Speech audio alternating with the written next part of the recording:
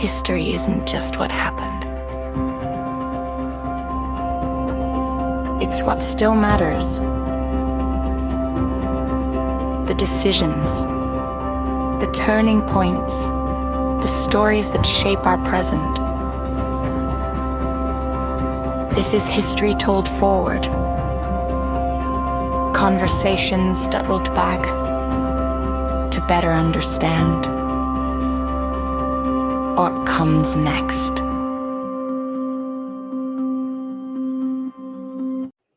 Today's guest is filmmaker Sara Alessandrini, an Italian storyteller now based in Los Angeles, who just released the provocative documentary miniseries, This Is What New Yorkers Say. Sara spent 5 years immersed in New York politics, following the controversies around former Governor Andrew Cuomo. In 2021, shortly after his resignation, she traveled across New York State, not just the city, to hear directly from everyday New Yorkers about how the resignation, the media, and the Democratic Party handled the situation. But what began as a project about Cuomo quickly grew into something much larger. Through candid conversations, Sara's series explores women's empowerment, justice, cancel culture, and the limits of the hashtag #MeToo movement, while questioning what happens when due process isn't applied equally. Her work isn't about providing easy answers. It's about asking the hard questions, giving space to voices often left out of the mainstream, and reminding us of the importance of honest, nuanced dialogue. Please welcome Sara Alessandrini. Hey, Miss Hi. Sara, I want to apologize. I will edit out that first slide and change that background. I guess I missed it in the editing process. But Oh, that was a great intro. It was like very dramatic. It was like great. Beautiful. well, I hope you liked it, and I think at the end of the day, it's fun to tell a story. So I like to use videos to kind of use that to introduce the guests. But so let's get into this. Let's dive in and where did this docuseries come from? What made you decide to want to start this? Yeah, that was a very reckless decision I took one day, and I just stick to that for like 5 years. So yeah, I actually live in Los Angeles. I never lived in New York, but I always loved New York. That's where my heart is, obviously. Yeah. And I was like during COVID, like I was not following politics that much. Like I love politics, but I was trying to kind of stay away from it a little because you have to focus on your life sometime. And when you're like so focused on politics, knowing what's happening outward, then you forget about what's happening inward. So that's where I was. I was like, okay, yeah, I'm like taking a break from politics. And then like things were happening. And then I started watching Cuomo's like the news conference. And I liked how he was talking about politics, how he's talking about government. And I just like found myself like listening and seeing how like beautiful actually government could be, because like it can really help people's life. So I got that passionate. I was like, okay, so because I come from Italy, obviously. So in Italy, politics is very much like you feel so hopeless so many ways. There is so much corruption, so much nepotism, so much like you need to know the people to be part of it. So people complain about this country, but it's not that bad, honestly. Yeah, being from the military, I can agree that the majority of the people that complain over here has not seen what a third world country looks like and how much worse things can be. So yeah, and you don't even need to go to a third world country. Like I come from Italy. Like Italy is a great country and still very different. Like the opportunities that you have or don't have there, like compared to here. So yeah, but that's a different conversation, obviously. Yeah. So yeah, I was just following the situation, and then I started seeing like the allegation that were like made against him. And I saw how the media reacted right away, like without even like looking, like questioning things, just assuming just because a woman was saying so that must be the truth. The politicians, the same thing. As soon as there was the second accusation, they were like so ready to say he was guilty, and people were saying we don't even need to get in to do an investigation. We don't need to know. We know enough. And it's like that's not how it's supposed to be. And I see how that also plays out like in society when you're in a company and someone says something against you, and like it's not just about politicians. So it obviously like things get very heated over there, but even like in the regular life or regular people, someone says something against you and then you're done. Like you don't have a chance to speak for yourself. You cannot defend yourself. And that's not good for men or women. So to me, there was so much going on like in my life. I was seeing how this was playing out in society in general. So there was that frustration for me, but also when that was done to Cuomo, who I was listening directly from him, and I saw the media, how they were interpreting what he was saying. Every time he said something, they said something totally different than what I understood. So at a certain point, I had to ask myself, is like, am I too stupid to understand the situation? Or is someone else dishonest? Yeah. So that's how I felt about that. And I think I can completely understand. And as a podcaster, it makes me happy because there has been so much distrust in the media system as far as, major news companies, that it has helped podcasters. A lot of people have started turning to podcasts to get their news and their updates just because it's so one-sided. You either have to listen to Fox and be on one side, or you have to listen to CNN and be on the other side. And if you could just flip in the middle somewhere, you could probably find the truth. Yeah, like it's important to listen to both sides, so at least you can get maybe some information right. But if you're always listening just from one source, and then you don't hear what the criticism is on the other side, and maybe it's a crazy criticism, but it might still make you think, and okay, I'll do my own research. Yeah. So, and yeah, I mean, I love podcasts too, because actually like with the news, there is always something new. So that every day, like you can really dive deep into the topic. You're always jumping from one to the next. And with podcasts, okay, you can spend 1 hour just talking about one topic and hear what everybody is saying and like go deep and jump from one thought to the next one. So yeah, I love the podcast concept. So let me ask you this. When you decided to jump in on this, because I did the same thing with starting a radio station. I had no idea what I was getting into. What were the surprises that you found when you actually started the process? Well, first of all, I was not in any place to make this project because I had like $800 in my bank account. That's not money. I was living paycheck to paycheck. I'm still living paycheck to paycheck. Me too. Yeah, and I was like I didn't think I was like getting into making a movie. Like I was not planning to. Like, yeah, I've been in the movie industry. I love that. But that was not part of like how I was planning my future. I was like happy where I was, the kind of jobs I was doing. So yeah, like I didn't think right away. And this is a miniseries now, but actually I made it first as a feature documentary. Mm-hmm. So this was like in 2021. So he resigned in August. And then 2 months later, I was like, I have like right away actually, but I was like, I have to do something about it. And first, I thought maybe I'm going to just do some short videos to share online, something. I was not planning for like a full feature documentary. Mm-hmm. And then like I was like looking for people online to help me find people to interview, because also I was not there in New York. So I didn't know anyone in that environment. So then like to try to find people to interview, people that travel with me and stuff like that. So then like, as the more I was thinking about the project, the more I was like, well, there is a big opportunity here. It's not just about Cuomo, but really about like really these topics, like the Me Too movement, the empowerment of women, which obviously there is so much good about the Me Too movement, but at the same time, we have to continue questioning, like you need to have a system in place. That's the point. And make sure that the accusations are true, that like you can prove something. Obviously, you cannot prove everything, but then, and the cancel culture that is connected to it, that's the big problem, obviously, like canceling people, not giving them a chance to really make a change, even if they did something wrong, like not giving people that chance. So then I realized that, and so then I was like, oh, maybe there is a chance for a full documentary. But then until actually I was on the street, I didn't know who I would see, because like obviously I was like some people online were helping me find the people, but until I went there, I didn't even know if I had anyone I could interview. And on the street, even there, it's hard to find people like to have like some deep interview. And it was right after he resigned, so also a lot of people didn't want to talk about it.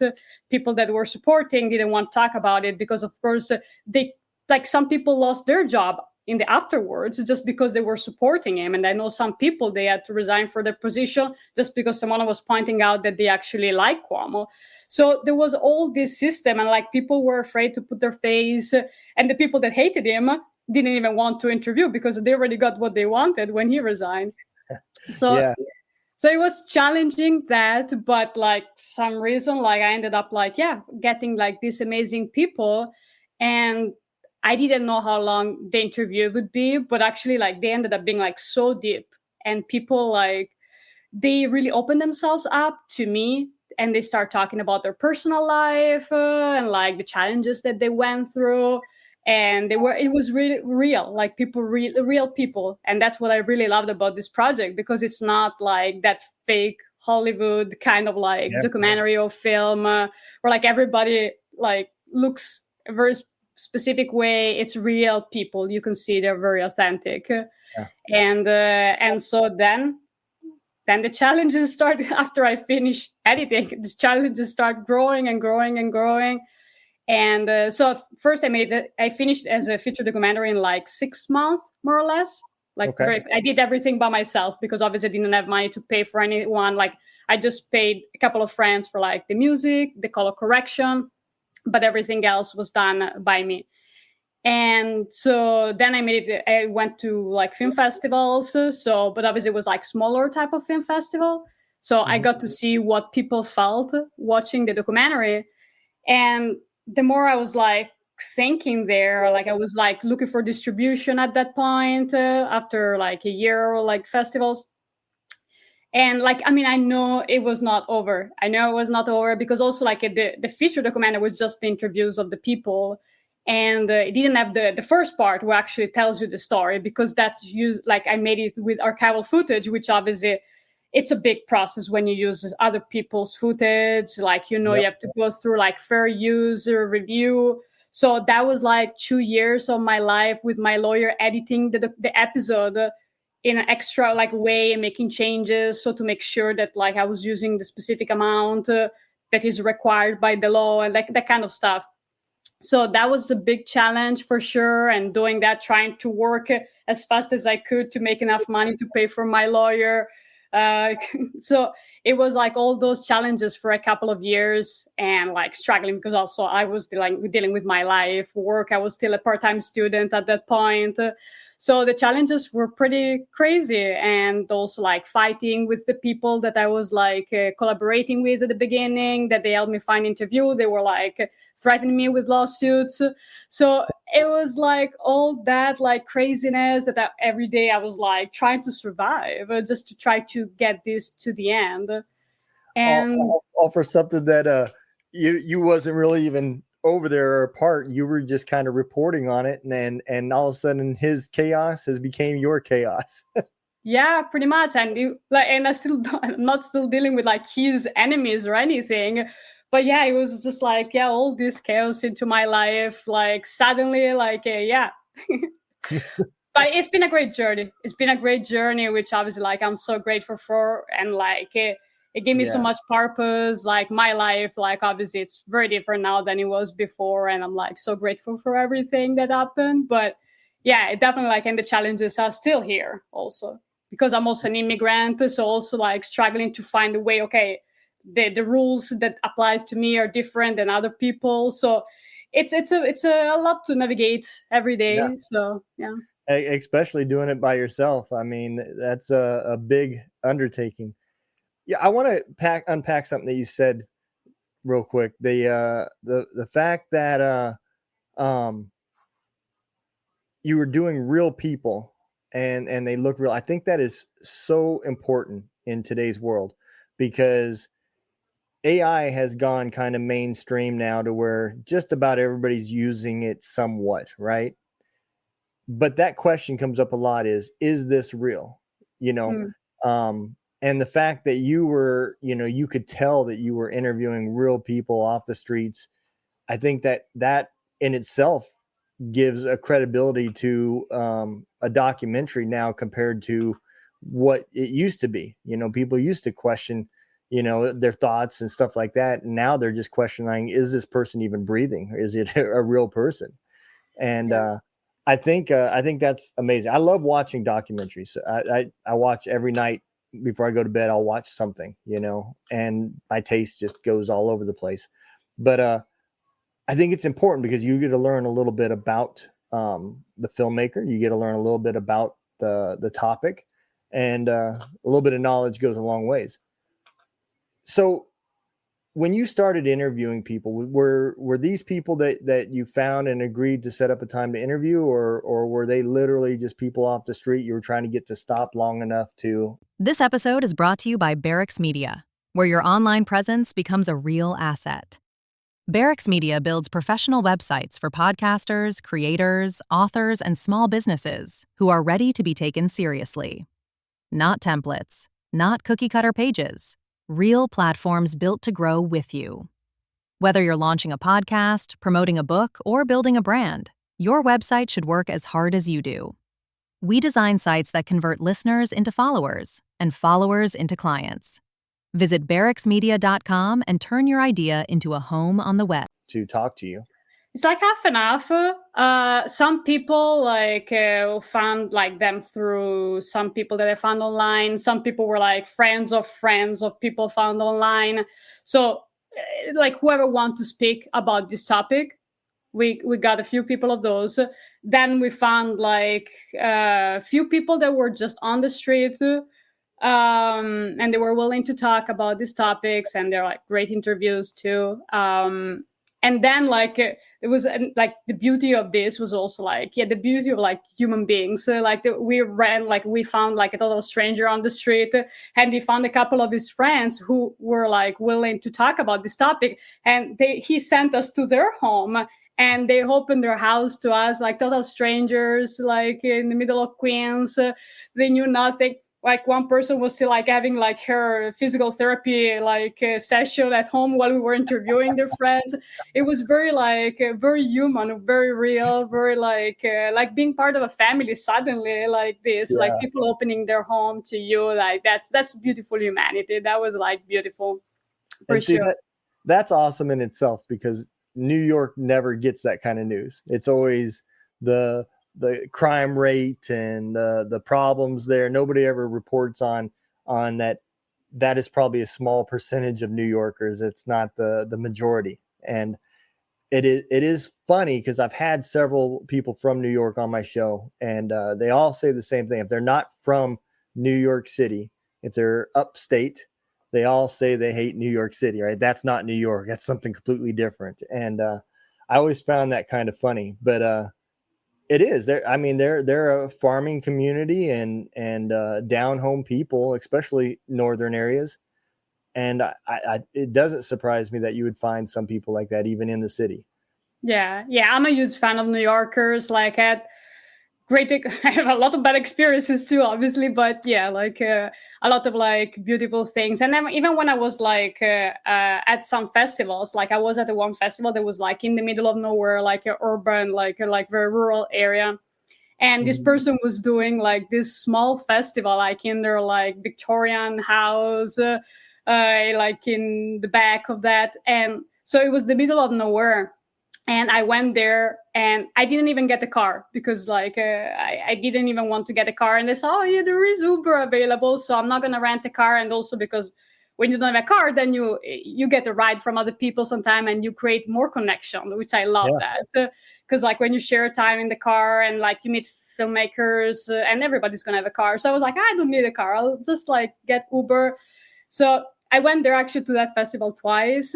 And so the first time I could find Uber to get there, and it was great. And then I got ride back home, and everything was fine. The second time I didn't even, I couldn't find Uber. So I found myself in random places. I went to Chautauqua Institution, took me an hour to get Uber. So even to go back home, I didn't know how I would do, because if it took 1 hour to find one Uber, and randomly start talking to someone on the street, and we became friends right away. And he gave me a ride back home. We're still friends.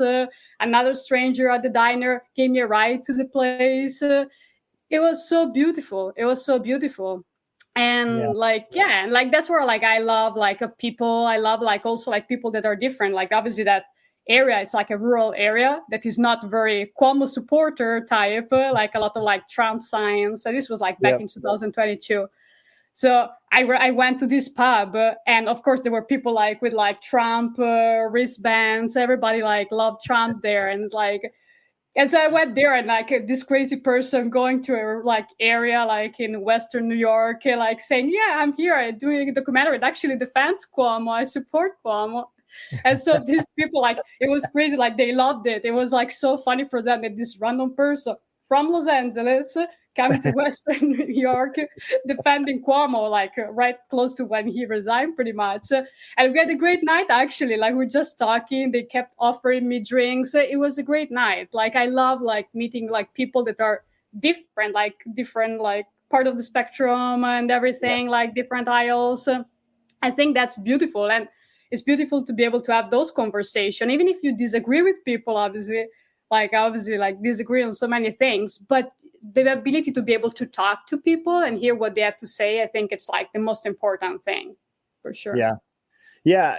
I that's the one thing I miss from pre-COVID is people could sit down and have a conversation. I guess that technically pre-2018, people could sit down and have a conversation, disagree, and still walk away and be friends.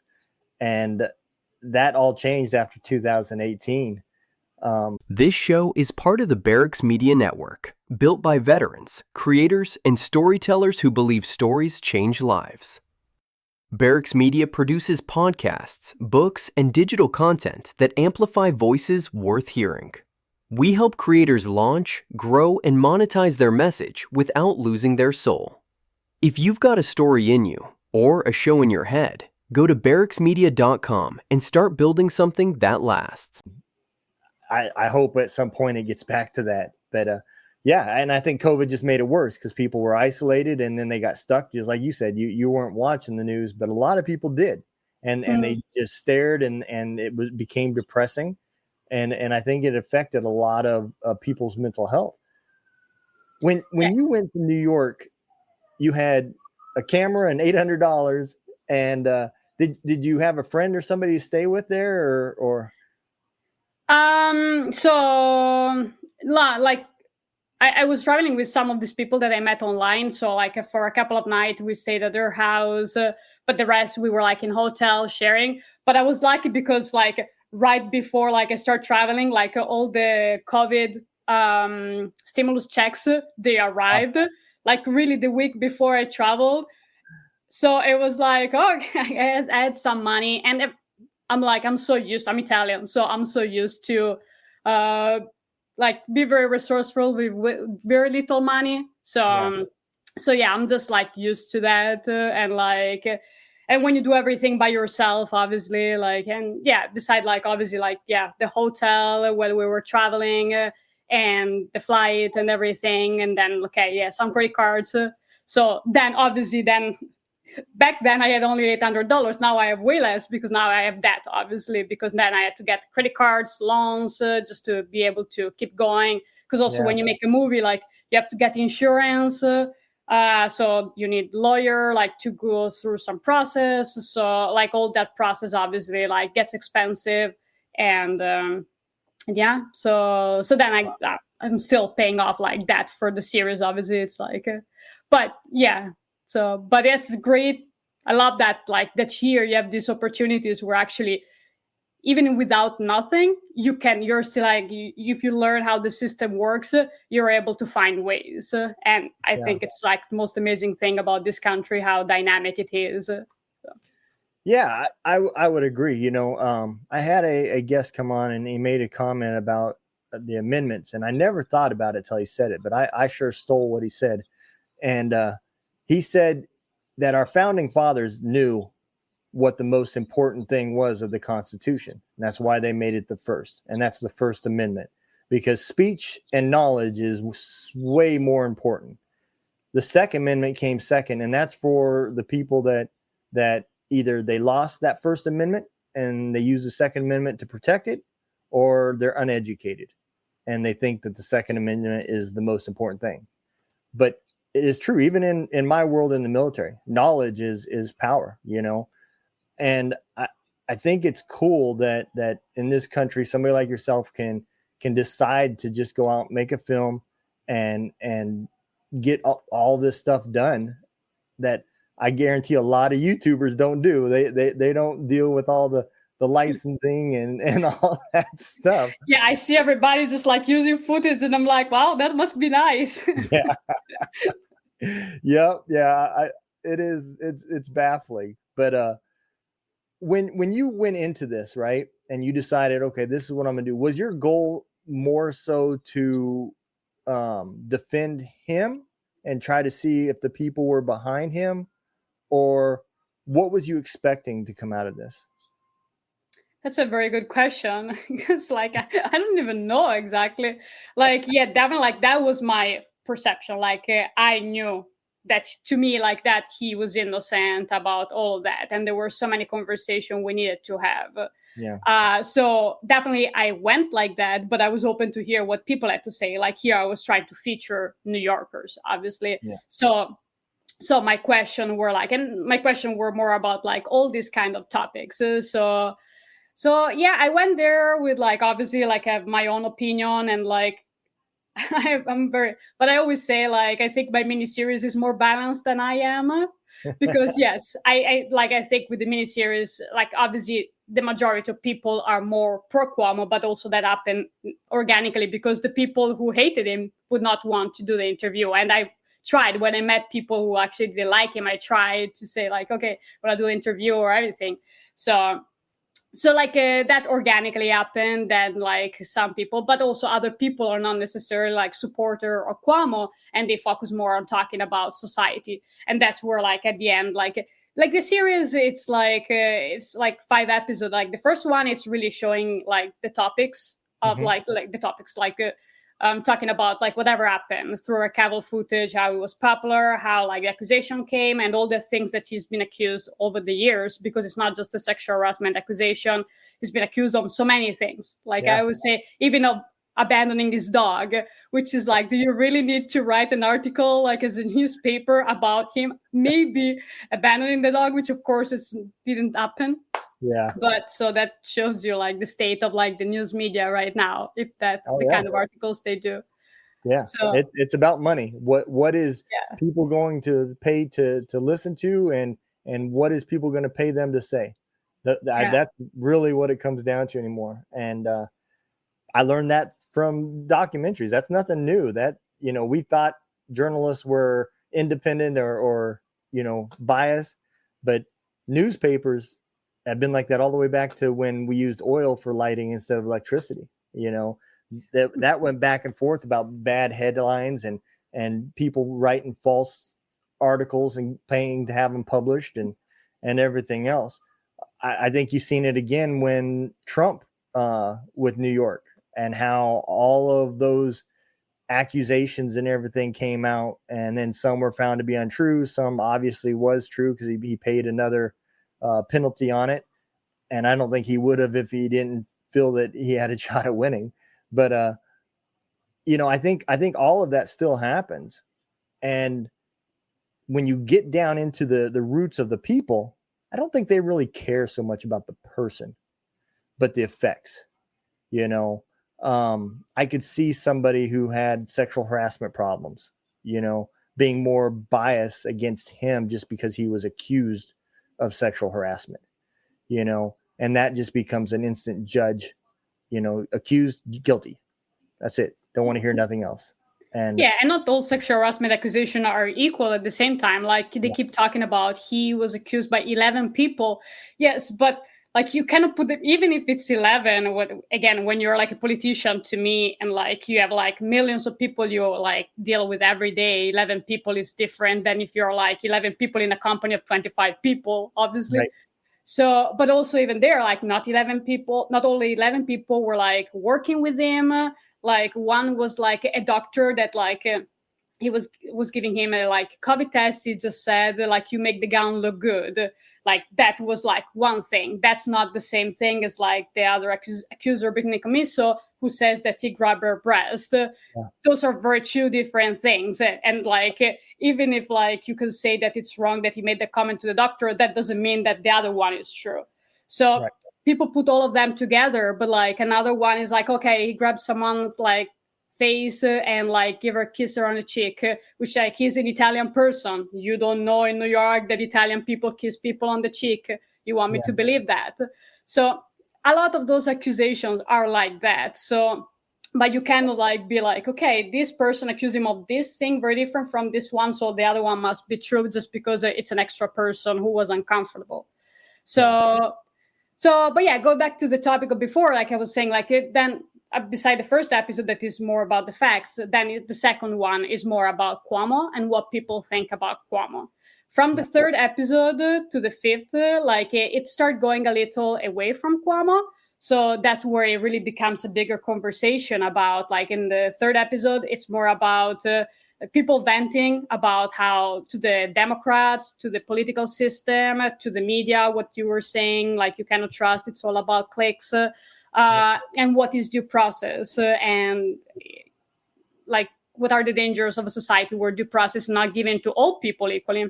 So that's where like the conversation starts from Cuomo, but it's really about like what people feel about these topics that are like universal in a way. And then the fourth episode, they name Cuomo one time in the episode, so it's really not about him in that sense.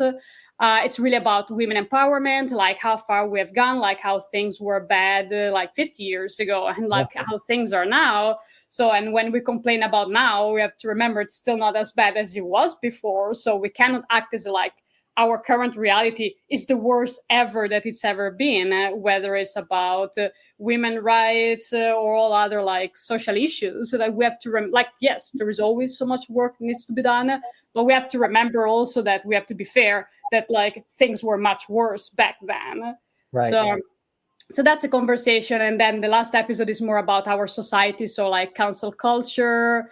And then it goes back to Cuomo at the end and like how people feel about like voting for him too, like if people are still open. And this was like before he started running for mayor, obviously. So yeah, it's all about Cuomo, but like some of the interviews were very little about Cuomo. So it didn't really matter exactly if they like him or not, because it was really an opportunity to talk about these very important topics that matter to anyone in this country. Yeah. And I think that makes perfect sense. I kind of assume that's where the majority of the conversation would come from, because like I said, I don't think people really care about him as much as the topic around him. And that may be from life experiences for themselves or whichever, or just reading bad news on Reddit or something, you know. At the end of the day, there was a lot of people in today's world make their decision in 3 seconds from the little bit they heard and the headline they seen, and then they decide. And it's unfortunate, you know? Yeah. And it's very weird now, like to me, that I'm following like this mayoral campaign that is running for mayor, like how like things shifted, like in people's perception of him. And like, I live in Los Angeles, and like, obviously no one cared about that here. Like, everybody loved him during COVID, but then after he resigned, people forgot about that and they moved on with their lives. Now, suddenly, like even people here, when I talk to people like before, for the past years, when I said, oh yeah, I'm doing this documentary and actually defends him and whatever, people were like, oh, okay, that's fine. But now like you see like people like getting very dark when I say that, like, because some people on the left, like suddenly he became kind of like Trump. And I'm like, he was always like the Democrats' hero. Like he didn't change, but the left changed. We're like now, like the left is going so much to the left that even people that were always like Democrats, left or whatever, now they're being considered to be too right. And that's like so bizarre. And like I understand if like people feel that way in New York, where like you're like living that. But even like here in Los Angeles, like where does the information come from that like now you're suddenly believing that Cuomo is this guy like he always like fought with Trump. He always like everybody, like people on the right hated him because he was fighting with Trump. the Democrats loved him because he was fighting with Trump. Now suddenly some people on the left think that he's gonna just like become a mayor and become like Trump or something. It's like, where does that information come from? I love, when it comes to politics, I consider myself politically homeless. I really don't care unless it affects our military and our veterans. Other than that, to me, it's like a WWE match. It's all scripted and watch, and it makes you laugh, right? Because I was that guy that in 2018 that got upset over what I was hearing on the news and everything else. And now as time has gone and I've gotten a little wiser, I can stand back and watch the meltdowns that happen. And a lot of the people don't even know the whole background, and I laugh because everybody hated Trump because of the stuff that he supposedly did in his personal life. And I was like, you're not voting for a friend. You're voting for who's going to run this country the best. In New York situation, it was who's going to run the state the best. You don't have to like the person if they're smart enough to run the country and they can do a good job about it. And so many people just can't get past that. They can't look at, okay, that's just a rumor. We don't have any facts or anything to stand on, and they can't separate that. And I think that's where the comedy comes from.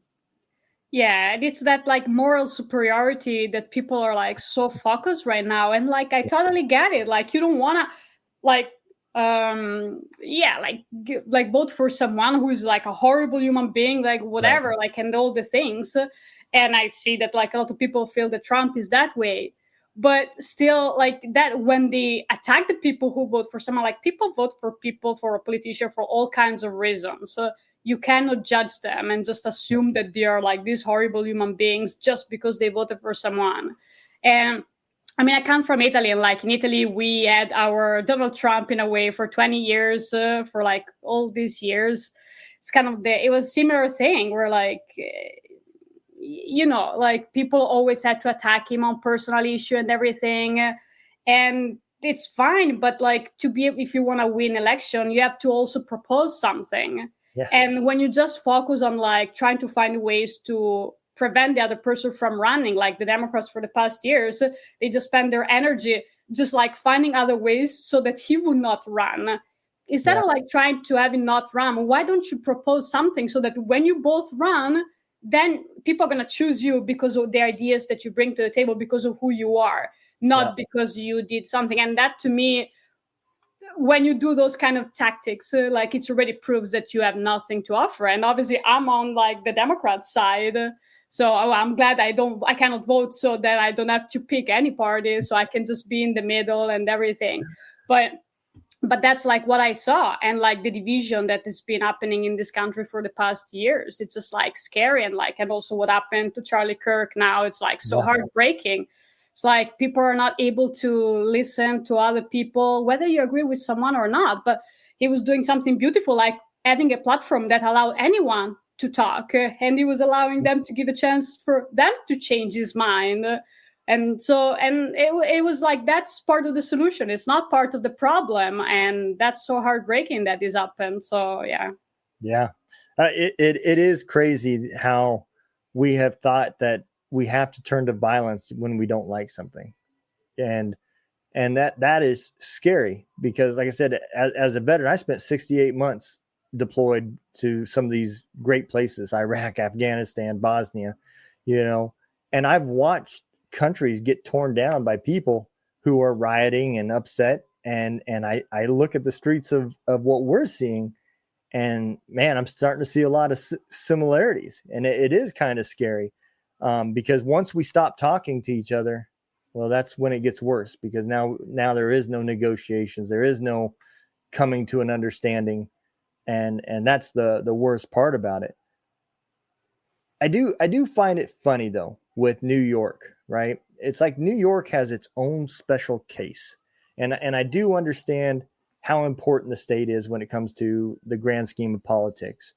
But they really do. It sounds like to me that the people really do listen and kind of take in consideration what they're hearing more so than the people.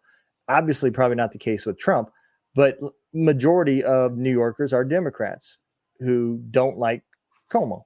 So, I mean, when you I get don't know if they don't like him. Like, I think it's very hard to say, because also, like, what is a New Yorker? Like, that's been my question during this race, because like my experience, like I hear a lot of people talking and they like Cuomo and everything, but also it depends. Like if you're going upstate, it's different than in New York City, obviously. Uh, but but that's the thing, like because like during this mayoral race, it was interesting how people say that like he represent like the rich people, the billionaires, but actually the majority of the low income people voted for Cuomo during this race. That's what people don't understand. They think that like Mamdani represents, which is funny because Mamdani actually is rich. He's from a rich family. Like he went to very expensive like schools, even when he didn't have to, because like like elementary school and all those. He went to private schools. So there is some, like, it's hard to say, because that again, who are the people who are voting for Mamdani? Are they all people that actually moved to New York after 2020? So because like obviously like the people change constantly. So I think like the people that have been like in New York like all their life, that they also like know Cuomo's father, like Mario Cuomo, like those people, they like him, they love the father, they like Cuomo and everything.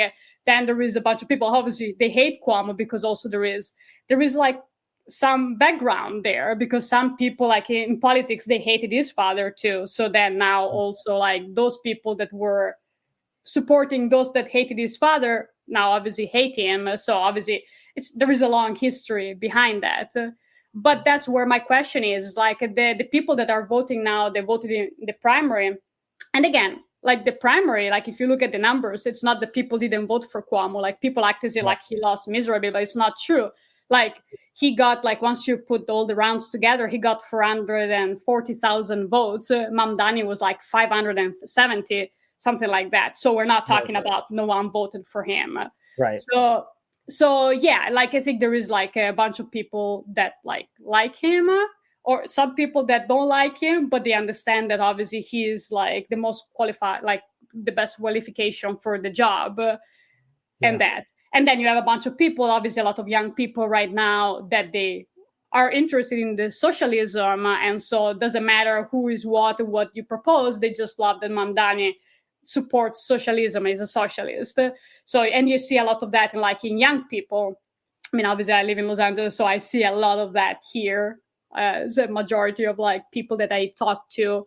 So it's hard to say, but I'm questioning mostly like because like Mamdani won the primary specifically because more people voted than the previous primary. Like if you compare this primary to the one where like Eric Adams became the mayor, more New Yorkers voted, and so he got to like register more people, specifically in like the 20s and early like 30s. So he got a lot of those people who tend to be more on the socialist side, different type of politics. And Cuomo is a moderate. So for people that are like very much left, being moderate is a bad thing too. It's not different as being on the right. So it's very difficult to say, because that's what I see. There are some people who really love Cuomo. I think like Cuomo honestly is more controversial than Trump as a figure. I would agree. You know, the thing about Trump's stuff is it hits the news, it's there for a day or two, and then it dwindles down to nothing. But like you said, the thing with Cuomo, it's been there for a long time. You know, there's a long list. I pulled up a list of all the stuff that he was accused of, and there's a lot of stuff, and a lot of it isn't just major stuff either, like you said. Yeah, like the other day I saw an old article that I never saw before, like stuff like he's accused of, like even like, I mean, this mayoral race was pretty crazy. Like they were accusing him like of not being a real New Yorker. Like he was born and raised in New York. Like he spent, except when he was in Washington working for HUD, like he was always in New York. And he was like 11 years the governor, which is part of New York, but they say because he's outside of New York City, he's not a New Yorker. Then we have like the other people, Mamdani, who was not even born in this country.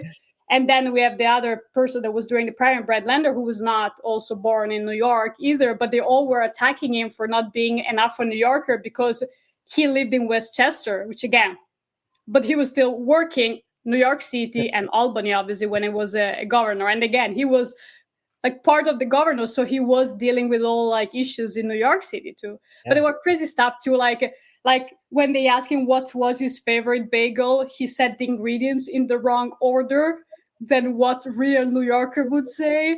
And I'm like, really?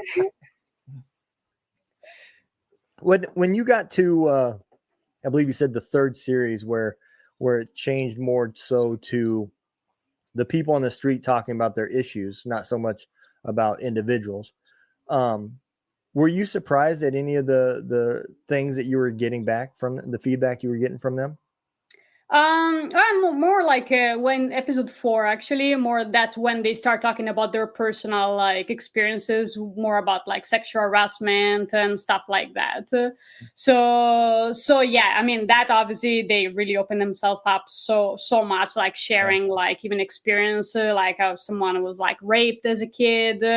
And like someone else was sharing like workplace stories of sexual harassment. So yeah, like definitely I was not expecting, and like other people, talking about how they also were like victims of like situation, and like to see sometimes people that are like crying. So obviously, I was not expecting people to open themselves up and like share such like intimate stories for sure. Yeah.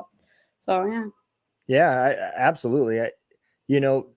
And it's awesome what you're doing too, because those stories that you're getting are trauma, and them being able to talk about it either shows that they're either in the process of healing or you've helped them start to get to that point. That's what podcasting did for me. And I'm a fan of people that document their stories and tell their stories, if it's nothing more than just to themselves in the mirror, just to get it out and get talking about it. So it does kind of surprise me though that those were the big issues in a place like New York, because you don't hear anything about rapes and sexual assaults and stuff like that. You hear about murders and these big crime things that's going on. And I've never been to New York, so I only know what I see on the news and the TV and everything else. But you don't never see that type of stuff. Not that I'm naive and think it doesn't happen. That's not what I'm saying. It seems like, that was a bigger issue than their safety as far as walking down the street. And if I'm not mistaken, that was one of the things that they were complaining about with Cuomo, was that the crime rates and everything else, the violent crimes was up there and nobody was doing anything about it.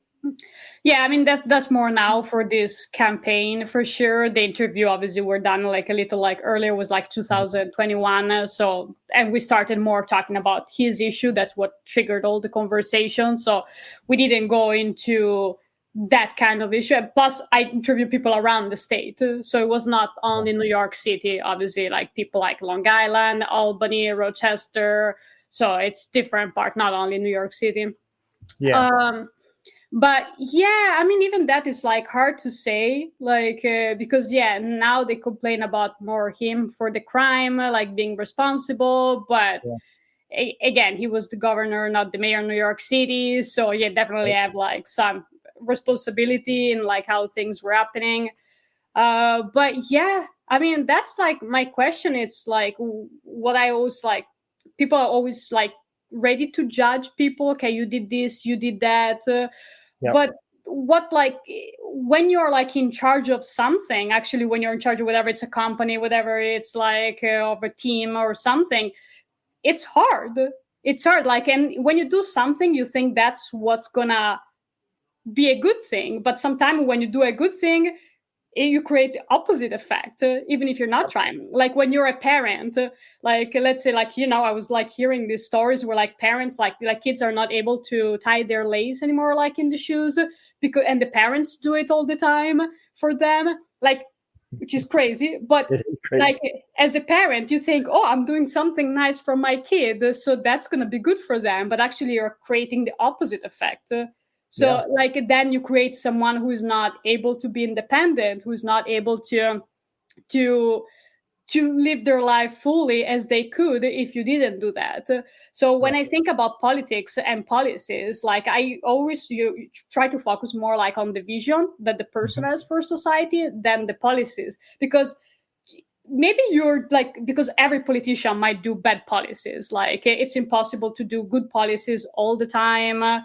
So to me, like whether it's Trump or whether it's someone on the left, like maybe you have good intention, but your good policy actually create like some effects that is not what you intended to.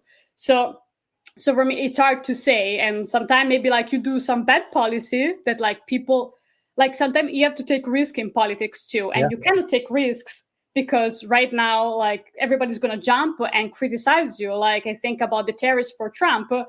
I don't know. I don't have that much like knowledge to know the tariffs are good or bad. But obviously, other countries are doing the tariffs to you too. Tariffs are always existed.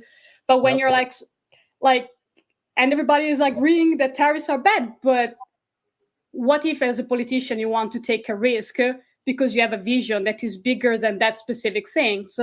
And like, I had to take a risk to make this documentary, and like in the short term, it's been giving me a lot of bad things, obviously, but in the long term, you might have different effects. So I try, like that's my approach when I try not to judge and point finger too much on specific policies. Sometimes, like when it's something complex, obviously, Mamdani is like suggesting like to legalize prostitution. Obviously, I'm against that. That doesn't seem like a good policy. Shocking VD has gone skyrocketing up, you know. I mean, yeah, so like something like that, I'm like, yeah, like obviously that specific policy is like, but when you're talking about like bigger system, bigger reforms, it's hard to say like, okay, this is this person's fault. And like even for like the legalization of marijuana, like Cuomo was the one who passed that to make it legal to like smoke weed and everything. But then he left office right away, pretty much. So there's still like, because there have been issues, there have been a lot of like illegal stores that sells marijuana over there. They're still blaming Cuomo, but the person who implemented is the current the current governor. So there is always that like finger pointing. So it's hard to say when it's like such a like different system. Something in New York City, there is the mayor responsible for certain things. There is the governor responsible. So those situations are more like nuanced, I guess. So yeah, it's hard to say. And I think a lot of people just really don't understand too how long it takes for the effect to actually trickle down to them, right? So it is not uncommon to hear somebody complaining about the current president or the current governor, but it's really just the effects from the last person have taken that long for you to see the difference, good or bad. It's not necessarily always bad, but there is a lot of red tape that comes along with these types of things. There's a lot of checks and balances that it goes through. So, I mean, it's not like once the ink is dried, the policies are there and they're instantly affecting the people. And I think a lot of wrongful pointing happens to that. We've gotten so used to information at the tips of our fingers, we just can't wrap our heads around why it takes 2 years to figure out if the president's any good or not. And it is kind of interesting how people react to that. You brought up a good point, because the one thing that I disagreed with was the way the federal government handled legalizing marijuana. And obviously I would have never seen this coming either, but I owned a trucking company at that point. And so I was all over the United States, and you would see so many homeless people or people living in RVs or whatever. And the cost of housing just goes skyrocketing through the roof, because all these people moved to these states that were legalizing it instead of just doing it statewide, you know, all of America, like Canada did. We did these little individual places, and temporarily it's really had a huge effect. You know, I seen hotels that were charging $26 a day for a parking spot for your RV, you know? And the owner told me he makes more money from his parking spots than he does from his rooms. And that's insane. I know we're getting close to the top of the hour. But I'm going to give you that opportunity to tell everybody where they can find it and all that stuff. But I got one hard question that I'm dying to know. If you could pick anybody in the world, alive or dead, to do a documentary with, who would it be? Like with or like about? With or about, either one. It's a very hard question because I was not planning to do anyone. So I was not really like, that was not a plan in my life. So yeah. I guess Cuomo is the only one I was planning to do a documentary about. I'm just like, yeah. Okay. I guess I gotta stick to the one I did. So there you go.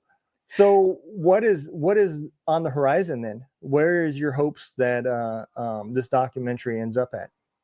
Well, right now, like I did everything by myself. I self-produced it, I self-distributed. So I'm like, and I put it on the platform. So I'm just like now just promoting, like spreading the word so that people can hear about it. And it's more about like sparking conversation. Like that's why I love like the idea of like coming to podcasts, because this is documentary that like makes you want to talk about all kinds of topics. And that's what I like doing. Like I like talking about different topics and getting people to question things. It's really like the documentary is really not about giving you the definitive answer on everything. It's not like an investigation about like, okay, this is exactly what happened. Like this is like the truth. This is not the truth. Obviously, it's really more about getting people to question what they think they know, because again, they think they know certain things from the media, but then through the documentary, hopefully you get to see the other side of the story that most people didn't get to hear, and just to be open about like other people. And that's like to listen to the stories. Like I love this documentary because you hear people talking, and sometimes people talk for like 5 minutes in a row or something like that. Maybe that's too much, but like 2 minutes in a row, which is rare also for documentaries. It's rare when they're talking about these topics, because I want people to stop what they're doing, focus on the moment, and listen to what people have to say. You don't have to agree with what they're saying. Just be open to the humanity of other people. So that's really what I want to do. I want to like, because there is just too much division nowadays in this country, and 100%. People need to be able to be open to other people's ideas, opinions, and not react to everything, not attack everybody. Because then when you start reacting to things, then you're easy to manipulate, because someone can just feed some information there and you're going to just jump on that, react, and maybe that thing was fake. Maybe someone else has benefit from that, from you being like so divided in this country too. And that's like, I just want people to be able to slow down and think, because now everybody just like, they're just like 3 seconds and I'm going to move on to the next thing, but that's not healthy for anyone. So yeah, I agree. Well, I'm going to go and bring you forward and give you the opportunity to tell everybody where they can find it and where they can follow you and learn about future projects. Yeah, like, so right now the series is available on Apple TV on demand. It's available on YouTube, but you can also find it on Zumo right now for free with advertisements. So you can watch it there. It's going to be on more platform, I think, next week. But yeah, so like if you want to check it out, you can also go to the website, thisiswhatnewyorkerssay.com, and you can find all the information there. You can follow me on Twitter or social media, Facebook. So yeah, just check it out and let me know what you think. All right. And we will, I'll paste some of the links so that people can find it as well from some few of those platforms in the comments. And I'll make sure that we run the name at the bottom and everything. So it'll make it real easy for people to, they have no excuses. They can take some time and watch. So, well, I appreciate you coming on, Sarah. I had a great time. I love talking about films and things that people are doing, and especially when we're talking about documentaries, because I love learning things without having to sit in a school. I'm not a book guy, but I do like learning stuff about a lot of stuff that people don't like listening to. So I will let you go, and we'll tell everybody. Make sure you guys have a great day. Don't let the day kick your ass. Kick the day's ass.